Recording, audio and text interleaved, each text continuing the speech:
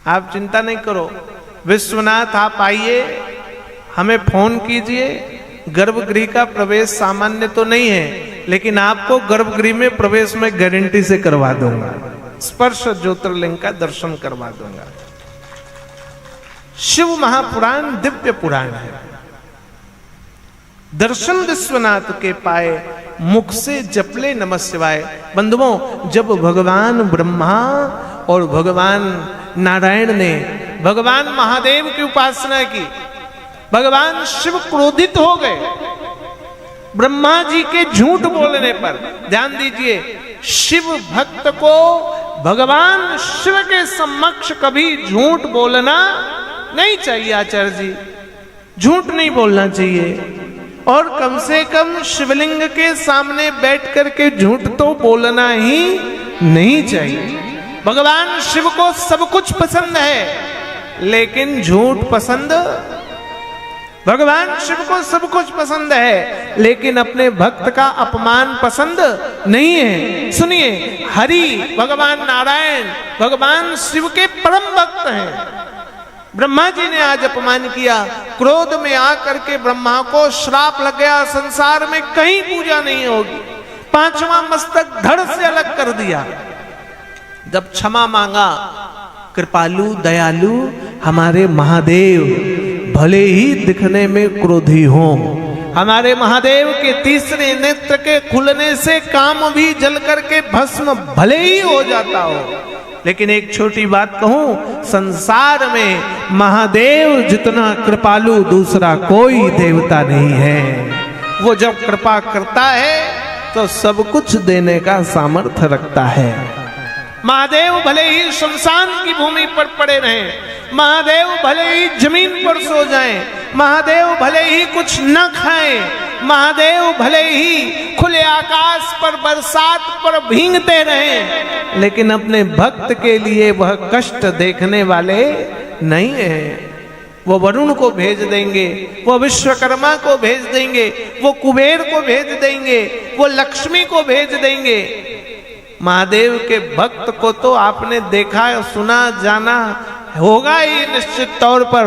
रावण महादेव का भक्त था, भले ही दरिद्र था, लेकिन जब भजन भगवान का किया तो हमारे महादेव शमशान में सोने वाले और रावण स्वर्ण की लंका में सोने वाला हो गया। सोने में सोता है। कोई इतनी कृपा करेगा? विचार करो, कोई देवता इतनी जल्दी प्रसन्न हो सकता है?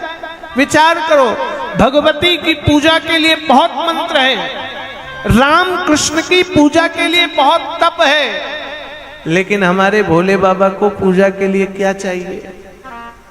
बताओ, क्या चाहिए? बस जल। क्या चाहिए? बोलो, जल। महंगा आता है, कॉस्टली आता है, मेहनत से मिलता है, हर घर में है, हर स्थान पर है। केवल जल, जल केवल अर्पित कर दिया जाए, जल समर्पित कर दिया जाए। और जब भगवान की उपासना की ना बंधुओं, महादेव की जब पूजा की तो देवाधिदेव महादेव प्रसन्न हो गए और ब्रह्मा को वरदान किया, ब्रह्मा संसार में तुम्हारी पूजा कहीं नहीं होगी, लेकिन फिर भी मैं इस पुष्प को धरती पर फेंकता हूं, ये जहां जाकर गिरेगा वहीं तुम्हारा मंदिर बन जाएगा। और पुष्प गिरा राजस्थान के पुष्कर पर, जहां पुष्प गिरा वह भूमि पुष्कर कहलाया। एकमात्र ब्रह्मा जी का मंदिर पुष्कर पर है। कहाँ है? पुष्कर। जाइए कभी राजस्थान तो देखिए पुष्कर में ब्रह्मा का मंदिर है। ब्रह्मा जी को वरदान दिया, संसार में यद्यपि आपकी कहीं पूजा नहीं होगी, फिर भी देव पूजा में, यज्ञ पूजा पर ब्रह्मा आपका स्थान नहीं होगा तो देव पूजा भी पूर्ण होने वाली नहीं है। इसलिए यज्ञों पर ब्रह्मा का स्थान निर्धारित किया जाता है। आज वो केतके के पुष्प ने कहा, प्रभु हमसे गलती हो गई, हमने तो केवल झूठ बोलने का समर्थन किया, हमें माफ करिए। तो भगवान महादेव ने कहा, तुम फूल रूप में मुझे तो प्राप्त नहीं होगे पूजा में, लेकिन तुम्हारा इत्र, तुम्हारा सुगंधित तेल जो भी मुझे चढ़ाएगा उसके ऊपर लक्ष्मी की कमी कभी नहीं होगी। ध्यान दीजिए, पैसे की कमी है कि नहीं है? पैसा चाहिए, लक्ष्मी चाहिए। एक काम करो, एक भगवान नारायण को जल चढ़ाने के बाद सुगंधित हो सके तो केवड़े केतके का पुष्प, केवड़े के पुष्प का इत्र भगवान महादेव को समर्पित करो, लगाओ उनको। न हो तो दूसरे किसी भी पुष्प का इत्र भगवान शंकर को लगाने से, इत्र का अभिषेक करने से, भगवान के मस्तक से सुगंधित इत्र और तेल चढ़ाने से शीघ्र धन की प्राप्ति होती है। डूबा हुआ, लुटा हुआ, छुपा हुआ धन मिल जाता है। आज प्रसन्न हो गए महादेव, विष्णु जी ने प्रणाम किया। आज विष्णु जी वंदन कर रहे हैं भगवान शिव का और कहने लगे, प्रभु आप इतने कृपालु हैं, आप दिव्य हैं। भगवान शंकर ने कहा, हे महादेव, भगवान नारायण ने कहा, महादेव आपकी पूजा में मैं भी कुछ समर्पित करना चाहता हूं। भगवान शिव ने कहा, पूजा में तू तो समर्पित करना सो करना। नारायण तैने सत्य बोला है और सत्य का आवाहन किया है, सत्य का आचरण किया है, इसलिए तेरा नाम नारायण तो होगा, लेकिन उससे आगे तेरा नाम सत्य और जुड़ जाएगा। तब से विष्णु जी का नाम सत्य नारायण हो गया। क्या नाम पड़ गया? सत्य नारायण। और आप लोगों को पता है, लक्ष्मी प्राप्ति के लिए पूर्णिमा तिथि को घर में सत्यनारायण की कथा होती है। सुना है? जानते हो ना? क्यों? विष्णु जी ने कहा, शिव जी ने कहा, जो भी पूर्णिमा तिथि को आप रूपी सत्यनारायण की कथा कराएगा उस पर लक्ष्मी की कमी नहीं होगी। सत्यो वही नारायण, सत्यनारायण हो गए भगवान। भगवान नारायण ने कहा, प्रभु आप कृपालु हैं, इसलिए हम लोग आपकी पूजा करना चाहते हैं। कैसे करें पूजा? कुछ है ही नहीं हमारे पास।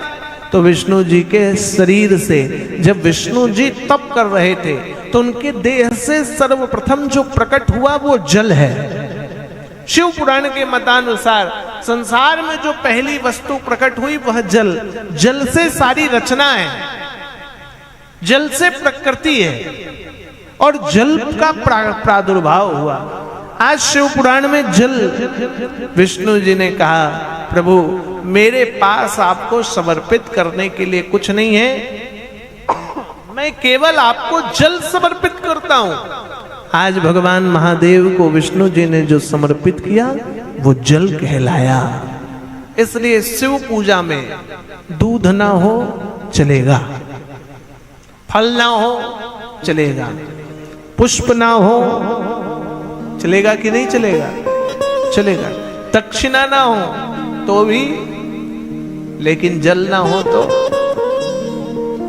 शिव पूजा में ध्यान दीजिए, सबसे पहले जो चीज भगवान महादेव को आज से पहले सर्वप्रथम पूजा में जो समर्पित किया गया उसका नाम है जल। इसलिए भगवान शिव की पूजा में जल अनिवार्य रूप से चाहिए। महादेव कहने लगे कि जो भी व्यक्ति नित्य प्रति केवल जल मात्र मुझे समर्पित करेगा वह अकाल मृत्यु के योग से मुक्त हो जाएगा, उसके अकाल मृत्यु कभी नहीं होगी।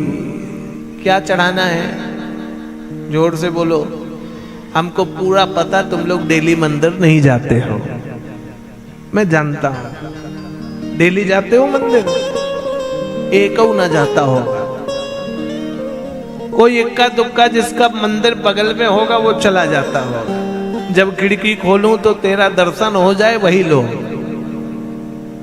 बाकी घरवे में पूजा करने का टाइम नहीं मिलता होगा। मंदिर तो दूर की बात। ब्रह्मा जी ने कहा, प्रभु हम भी आपको कुछ समर्पित करना चाहते हैं। आज ब्रह्मा जी ने अपने तेजो तपोबल से चंदन का वृक्ष प्रकट किया। क्या प्रकट किया? चंदन।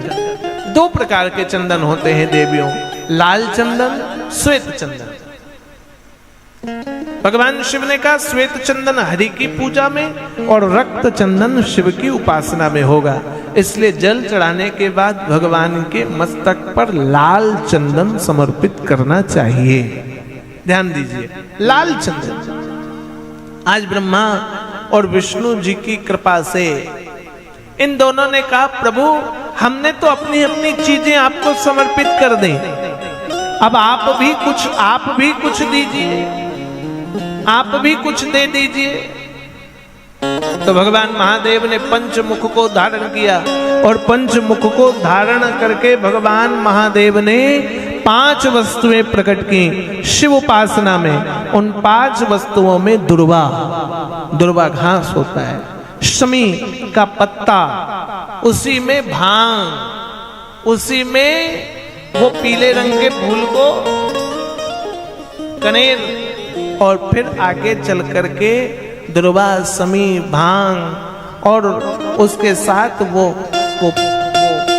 आंख, दूध वाला जो फूल होता है वो प्रकट किया 5। ये महादेव की पूजा में सर्व पूज्य वस्तु हो गया। अब बताओ रोज दूब घास मिलना आसान काम है क्या? रोज समी पत्र मिलना आसान काम है क्या? रोज आंख के फूल, कनेर के फूल मिलना आसान काम है क्या? रोज वो लंबा वाला फूल वो मिलना आसान काम है क्या? ब्रह्मा जी विष्णु जी ने कहा कलयुग के आदमी के पास टाइम नहीं होगा, इसलिए प्रभु कुछ ऐसा तीनों देवों की शक्ति से प्रकट कीजिए जो आपको सर्व प्रिय होगी। भगवान महादेव ने तीनों देवों की शक्ति से जो वृक्ष प्रकट किया उसका नाम बिल्व वृक्ष हुआ। कौन सा वृक्ष? बिल्व वृक्ष। बोलिए बिल्व वृक्ष। बेल का पत्ता भगवान महादेव को सबसे प्रिय है। दुर्वा ना हो चलेगा, समी ना हो चलेगा, आंख के फूल ना हो चलेगा, विजया ना हो चलेगा। बंधुओं केवल 1 लोटा जल चढ़ाइए और फिर बिल्व पत्ता भगवान को समर्पित कीजिए। इतना ही करने मात्र से भगवान महादेव प्रसन्न हो जाते हैं।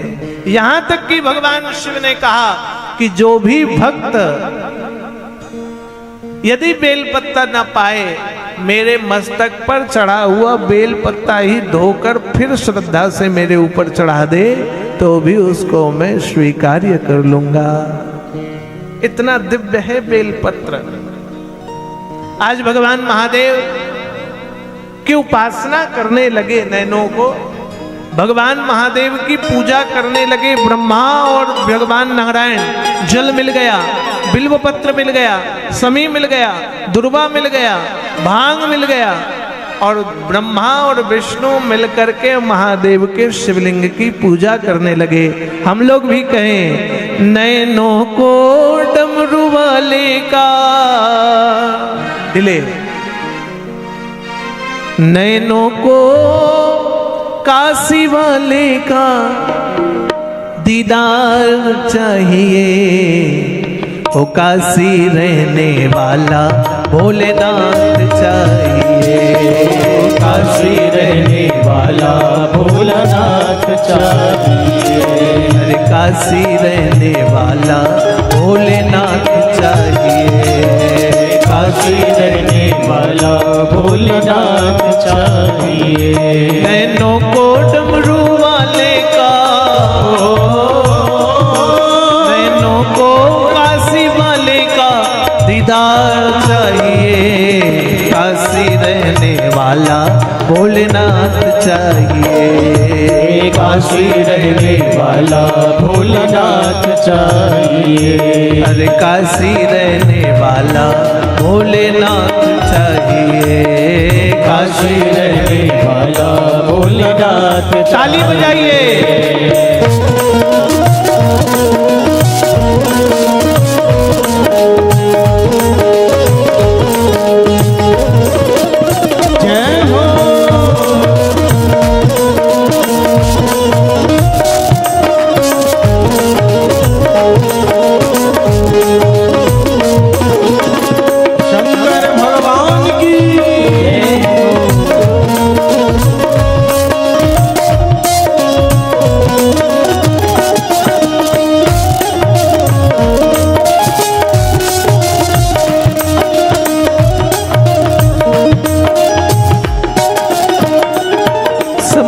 समझाना बड़ा मुश्किल है, आखिर वो दर्द दिल है।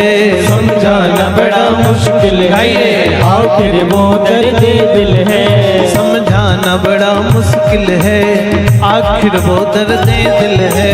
समझाना बड़ा मुश्किल है, आखिर वो दर्द दिल है। सच्चा दरबार लगा है, ये भोले की महफिल है। सच्चा दरबार लगा है, ये भोले की महफिल है। सच्चा दरबार लगा है, ये भोले की महफिल है। सच्चा दरबार लगा है, ये भोले की महफिल है।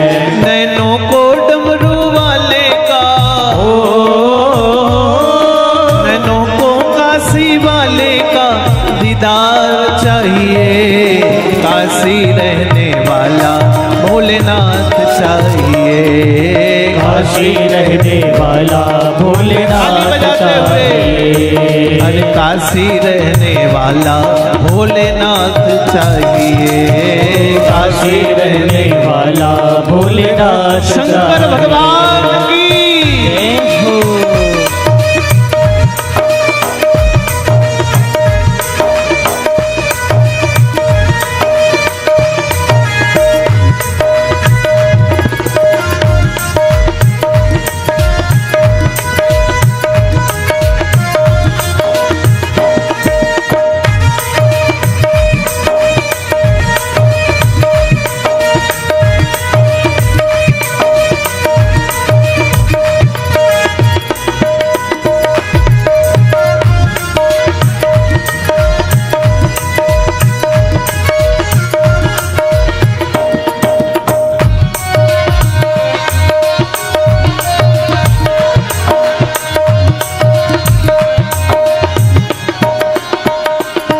कुछ कमी न अरमानों की, तेरे इन दीवानों की।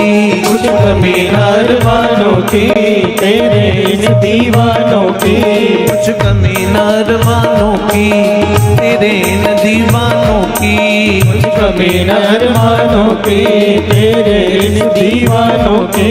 मुझको मदहोश बनाए कातार तेरे नैनों की।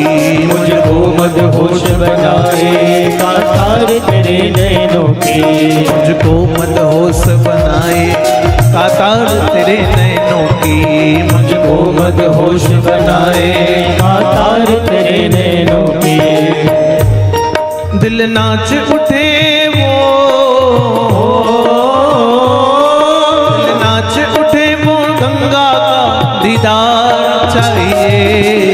काशी रहने वाला भोलेनाथ चाहिए। काशी रहने वाला भोलेनाथ चाहिए। अरे काशी रहने वाला भोलेनाथ चाहिए। काशी रहने वाला भोलेनाथ चाहिए। नैनों को डमरू वाले का, नैनों को काशी वाले का दीदार चाहिए। काशी रहने वाला भोलेनाथ चाहिए। काशी रहने वाला भोलेनाथ चाहिए। अरे काशी रहने वाला भोलेनाथ चाहिए। काशी रहने वाला भोलेनाथ। पीछे वाले भी ताली बजाइए।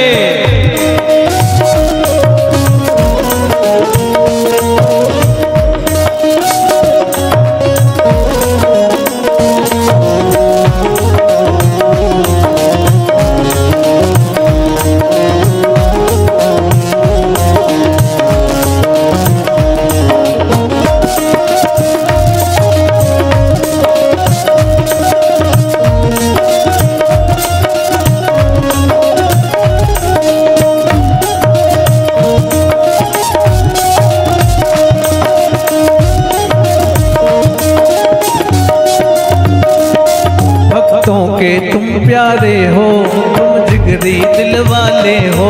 भक्तों के तुम प्यारे हो, तुम जिगरी दिल वाले हो। बाबा को बोलो, बाबा आप भक्तों के प्यारे हो, हैं कि नहीं बाबा?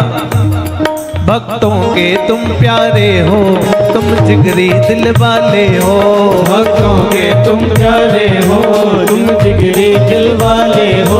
कितनों पर रोड़े ढाले थे नैन बड़े मत वाले, कितनों पर रोड़े डाले तेरे नैन बड़े मत वाले।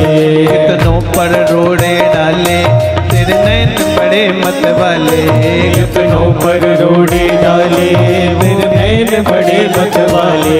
नैनों को डमरू वाले का हो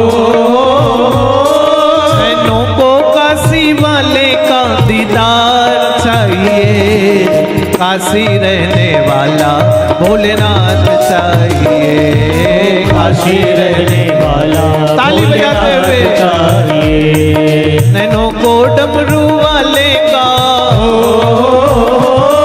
नैनों को काशी वाले का दीदार चाहिए, काशी रहने वाला भोलेनाथ चाहिए, काशी रहने वाला भोलेनाथ चाहिए।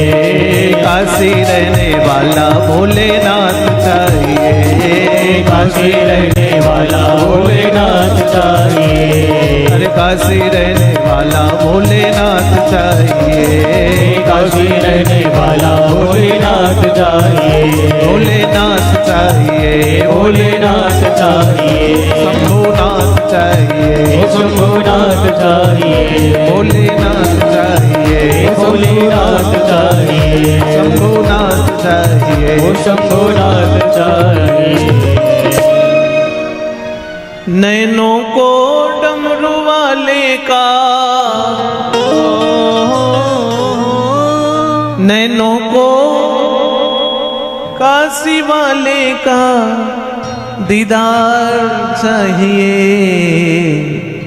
काशी रहने वाला भोलेनाथ चाहिए, काशी रहने वाला भोलेनाथ चाहिए। गाइए, अरे काशी रहने वाला भोलेनाथ चाहिए, काशी रहने वाला भोलेनाथ चाहिए। नमः पार्वती पतये हर हर महादेव। कौन चाहिए?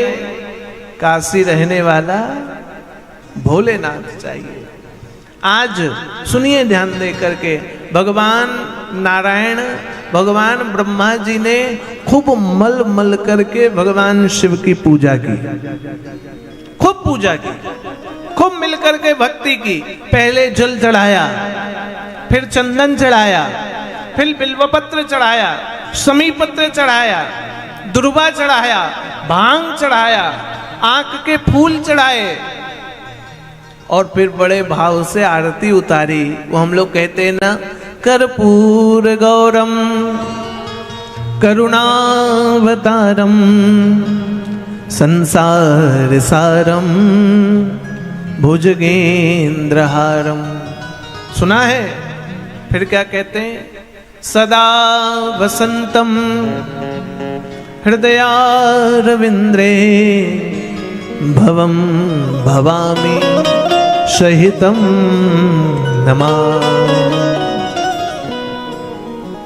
पहले हम लोगों ने, ब्रह्मा और विष्णु जी ने दिव्य पूजा की। ध्यान देकर सुनिए, एक रात्रि तक 4 प्रहरों तक महादेव की उपासना करने लगे।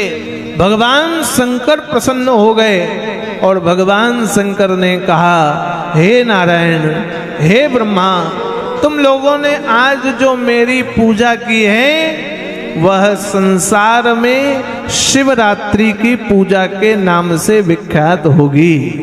कौन सी पूजा? जोर से बोलिए, शिवरात्रि।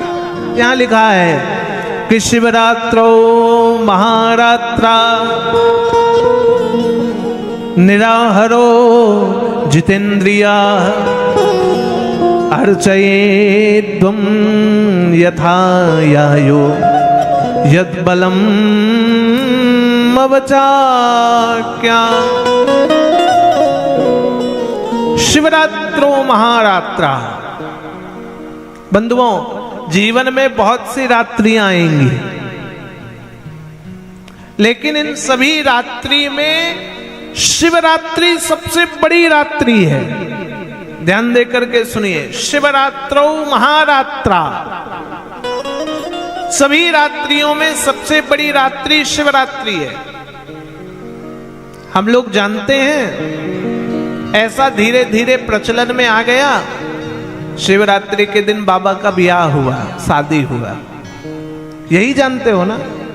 बोलो किन्नी वासियों, यही जानते हो ना? पीछे आप लोग भी तो बता दो, यही जानते हो ना?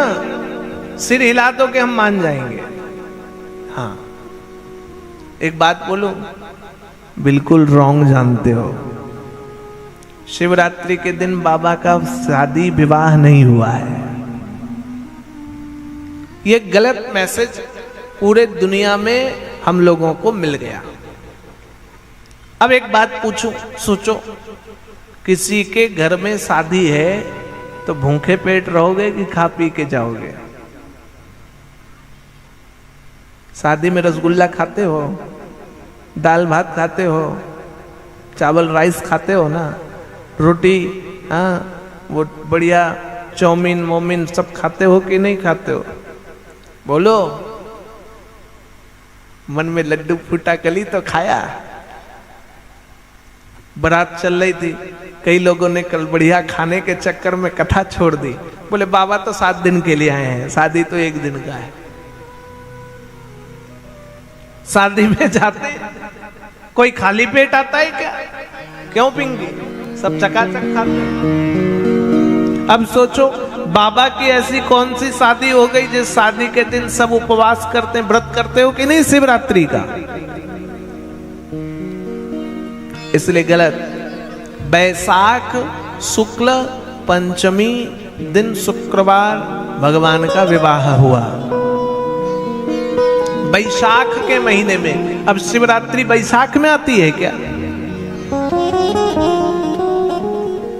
भगवान का विवाह बैसाख शुक्ल पंचमी को हुआ है। शिवरात्रि के दिन क्या हुआ, सुनिए ध्यान देकर।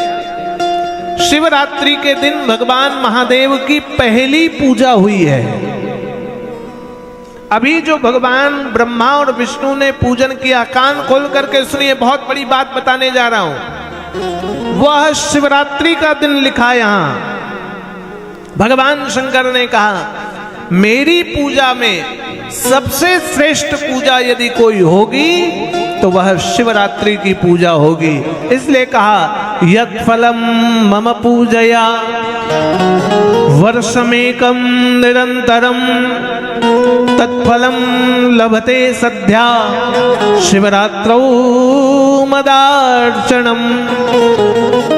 सुनिए किन्हीं वासियों, भगवान शंकर ने कहा, कोई भक्त 365 दिन रोज मेरी पूजा करता है, वह केवल शिवरात्रि को कोई भक्त पूजा करे तो उसको मैं 365 दिन शिव पूजा का फल दे दूंगा। बजाओ ताली, इसमें भी कंजूसी। भगवान कह रहे 365 दिन कोई मेरी पूजा करे। यत फलम मम पूजया वर्षमेकं निरंतरम, निरंतर रोज सालों साल जो मेरी पूजा करता है, तत्फलम लभते सद्या शिवरात्रौ मदार्चन। जो व्यक्ति शिवरात्रि के तिथि में मेरी पूजा करता है उसको मैं 1 साल की पूजा का फल देता हूं। इसलिए किन्हीं वासियों, शिवरात्रि के दिन व्रत करना ही करना चाहिए, उपासना करना ही करना चाहिए, उपवास करना ही करना चाहिए। यद्यपि मैंने देखा, बुरा नहीं मानना, आप लोगों के यहाँ का नियम नहीं पता, लेकिन झारखंड, बंगाल, इन क्षेत्रों में हमने देखा शिवरात्रि के दिन लोग सुबह ही सुबह जल्दी उठते हैं और सबसे पहले जाकर बाबा को जल चढ़ाए आएंगे। तुम लोग भी यही करते हो क्या? कब करते पूजा? रात में, रात 12 बजे के बाद, दिन में कि रात में? रात में। बहुत अच्छा। हमने देखा भारत की आधी आबादी शिवरात्रि लगी तो भोर 4 बजे उठेंगे, जल्दी नहाएंगे और दिमाग में यही रहेगा कि बाबा को कोई जल ना चढ़ाए उससे पहले हम चढ़ा दें, भोरे भोर। देखिए, ये पूजा श्रेष्ठ पूजा नहीं है। शिव के साथ जो पीछे शब्द जुड़ा है वो रात्रि जुड़ा है। क्या जुड़ा है? रात्रि। यहां लिखा है कि जो भी व्यक्ति शिवरात्रि के दिन में व्रत करता है, कब व्रत करता है? दिन में। और व्रत का मतलब अन्न का त्याग। लेकिन व्रत का मतलब ये नहीं हुआ कि अन्न छोड़ दिया तो 2-4 किलो फलवे खा गए, सेब खा गए। बुरा न मानना, एकादशी पड़ जाए तो एक दिन पहले से ही टेंशन है क्या खाना है। और जितना रोज नहीं खाते उससे ज्यादा एकादशी को खा जाते हैं लोग। जितना रोज नहीं खाते उससे ज्यादा शिवरात्रि को खा जाते हैं लोग। गलत बोल रहा हूं क्या? तुम ही लोग तो खाते हो। हम इसीलिए कहते हैं इससे अच्छा व्रत ही मत करो जब खाना ही है। व्रत में तो कम से कम, व्रत के लिए तो स्वामी जी ये कहा है कि निराहार हो या तो निराहार रहिए, अल्पाहार हो या अल्पाहार होइए, या फिर एक समय प्रसाद पाइए, अधिकतम 2 समय। बुरा नहीं मानना, व्रत वाले दिन तो सुबह से जो खाना शुरू होता है चकाचक रात तक चकैचक चलता है। मखाने भून के खा लो, मूंगफली खा लो, थोड़ी देर बाद चाय पी लो, फिर थोड़ी देर बाद ये तल लो, वो खा लो, वो खा लो। आप सब तो अच्छे खासे हो। कोई मारवाड़ी कथा सुन रहा होगा तो गरियाएगा। मारवाड़ी लोग व्रत के दिन तो 65 भोजन खाते हैं। कोई सुन ले मारवाड़ी, जरूर देख रहे होंगे। उनको चिप्स तला हुआ चाहिए, आलू का वो बड़ा बना लेंगे, फिर वो सफेद होता है, खीर बना लेते हैं, पकौड़ी बनाते हैं, साबूदाना का खीर, साबूदाना का पकौड़ी, और रोटी भी कुट्टों के आटे की रोटी, कुट्टों के आटे की पूड़ी। हमको लगता है जितना रोज नहीं खाते होंगे उससे ज्यादा व्रत पे खा जाते हैं। ऐसा नहीं। व्रत का नियम है या निराहार हो, कुछ भी मत खाइए, या फिर अल्पाहार हो, हल्का सा कुछ खाइए, या फिर एक समय खाइए। बहुत भूख लगे तो 2 समय। अब जब भूखवे लगता है तो खाना खाइए ना सीधे। गलत कह रहा हूं मैं? कोई एकादशी का व्रत नहीं करता, सच बोल रहा हूं। क्यों? हम भाई 2 समय रोज खाते हैं, हमारा तो डेली व्रत क्यों पिंगी? हम तो डेली 2 समय व्रत कर रहे हैं, 2 समय खाते हैं, 2 रोटी खाते हैं। रोज मेरा व्रत है, 2 रोटी का नियम है, 2 समय खाने का नियम है। मैं कोई एकादशी व्रत नहीं करता, इसलिए नहीं करता, कभी ट्रेन में हूं, कभी फ्लाइट में हूं, कभी कहीं हूं, कभी कहीं हूं। व्रत करो तो आपके तप से कोई दूसरा परेशान ना हो, आपके व्रत से कोई दूसरा ना परेशान हो। ऐसा व्रत होना चाहिए। शिवरात्रो, शिव पुराण ने कहा, ध्यान देकर सुनिए, शिवरात्रि के दिन में व्रत हो। दिन में जो पूजा करते हैं वो कीजिए, लेकिन दिन में क्या होना चाहिए? व्रत। और व्रत के बाद रात्रि के मध्य के 2 प्रहर, 4 प्रहर होते हैं बंधुओं। शाम 6 से 9, 9 से 12, 12 से 3 और 3 से फिर 6। ऐसे रात्रि के 4 प्रहर हैं और दिन के 4 प्रहर हैं। फिर दिन में 6 से 9, 9 से 12, 12 से 3, 3 से 6। 8 प्रहर का एक दिन होता है। शिव पुराण ने कहा रात्रि के मध्य के 2 प्रहर में जाग करके जो भी व्यक्ति भगवान का अभिषेक, भगवान का श्रृंगार करके भगवान की पूजा करता है, ऐसे व्यक्ति को 365 दिन के पूजा का फल केवल शिवरात्रि के पूजा से मिल जाता है। मध्य के 2 प्रहर रात्रि के, मतलब रात के 9 बजे से भोर के 3 बजे तक पूजा करने का समय है शिवरात्रि में। रात्रि के 9 बजे से भोर के, और हम लोग उस समय खाना पीना खा के व्रत पूरा करके सो जाते हैं। गलत बोल रहे हैं। इसलिए आज से इस बात को जान लीजिए, शिवरात्रि के दिन रात्रि के 9 बजे से भोर के 3 बजे तक ही पूजा करनी चाहिए। और कहा है शिव पूजा में उस दिन बैर को चढ़ाना, बैर समझ गए ना, बैर को चढ़ाना सर्वश्रेष्ठ माना है। भगवान शंकर ने कहा शिवरात्रि श्रेष्ठ पूजा का दिन है। कहा भगवान शंकर ने, आप लोगों ने प्रथम पूजा की मेरी, इसलिए यह शिवरात्रि कहलाएगी। जिस तिथि को मेरा प्रादुर्भाव हुआ, जिस समय में ब्रह्मा विष्णु आपको बैर रूप में, अग्नि स्तंभ के रूप में दिखा, वह तिथि मार्गशीर्ष महीने की आर्द्रा नक्षत्र की त्रयोदशी कहलाएगी। आर्द्रा नक्षत्र की मार्गशीर्ष महीने की त्रयोदशी ही शिवलिंग के प्राकट्य की तिथि है। इसी को प्रदोष कहा जाता है। प्रदोष के व्रत का नियम बताया। नंदिकेश्वर भगवान कह रहे हैं ब्रह्मा और विष्णु ने इस प्रकार से उपासना की।